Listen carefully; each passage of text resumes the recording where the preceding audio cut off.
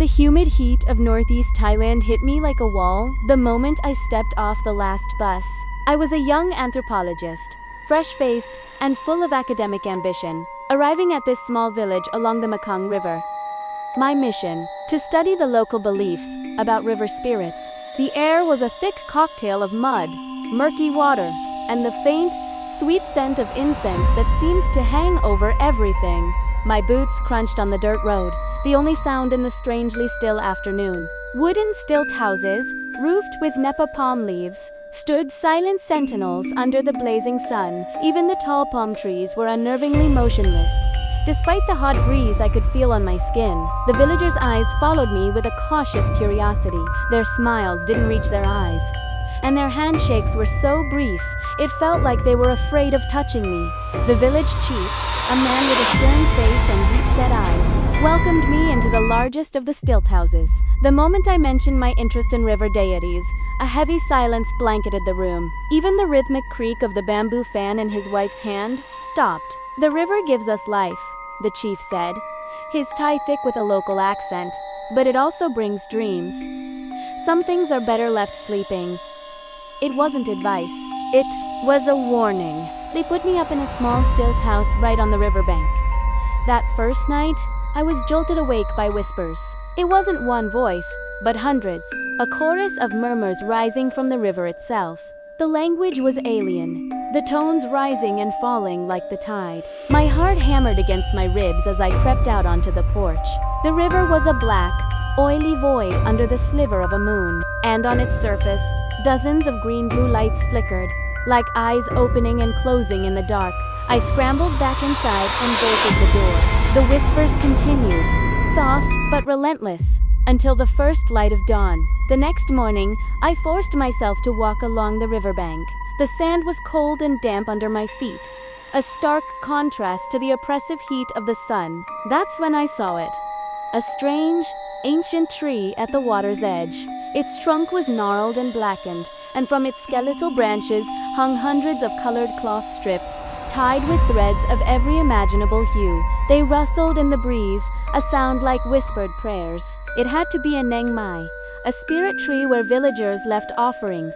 As I got closer, a pungent smell of decay and stagnant water filled my lungs.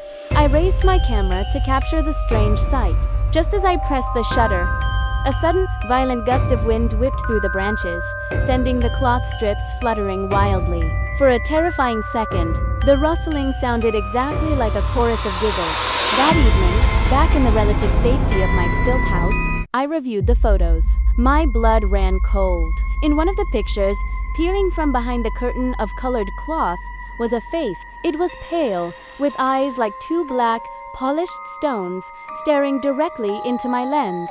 I jolted, my gaze snapping to the window, towards the tree shrouded in darkness. And there it was, a dark figure standing exactly where it had been in the photo. I lunged for the lamp, plunging the room into darkness, and huddled in a corner, trying to muffle my own ragged breaths. Then I heard it. Soft, wet footsteps on the wooden stairs leading up to my house. 1, 2, 3. They stopped right outside my door. A knock followed. Not the sound of a fist on wood, but a wet, dripping sound. Tap, tap, tap. The door began to rattle in its frame. Dark water seeped in from under the threshold, spreading across the floorboards. I squeezed my eyes shut, praying for it to stop. The knocking went on and on, for what felt like an hour, maybe more, until the first rays of dawn finally broke the horizon, and the sound ceased. That was it. I was leaving. But when I stepped outside, the village was transformed. Every single villager was dressed in white. No one spoke. No one smiled. They moved in silence, preparing for some kind of ceremony. They hung white floral garlands on their homes and drew strange symbols on their doors with white chalk. The chief approached me, his face an emotionless mask. "You have awakened Nang Knack," he said, his voice flat. "You disturbed her sleep, and now she has chosen you." Panic seized me. I tried to run, but the dirt road felt like quicksand. It was as if invisible hands were gripping my ankles, holding me in place. Behind me, the villagers began to chant. It wasn't an angry sound. It was hypnotic, a prayer pulling me back. They led me, or rather, dragged me back to the riverbank, to that ancient tree. A simple altar made of earth and candles now stood before it. They forced me to my knees. Tears and cold sweat streamed down my face.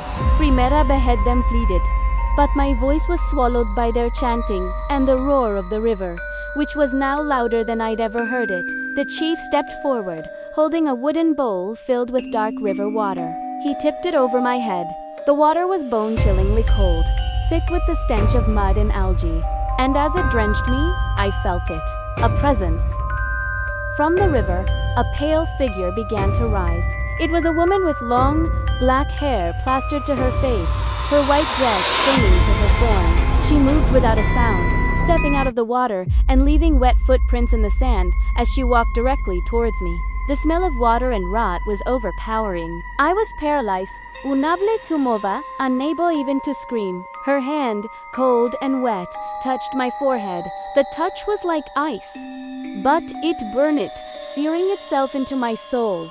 And then, I saw everything. Her story flooded my Minda, young woman who had drowned in this river centuries ago. Her spirit, unable to find peace, became Knack, the restless soul of the water. I felt her agony, her crushing loneliness, her desperate longing for a companion.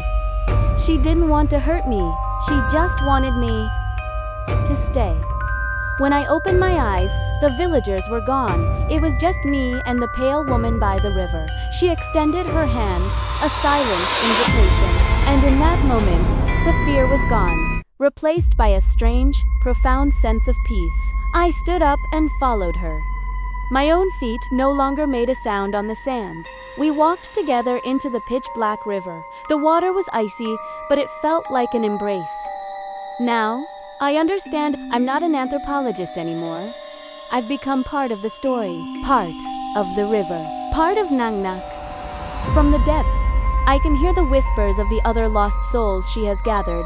We are all here, waiting for the curious, the ones who don't heed the warnings, to come to the river. So we are no longer alone. Look.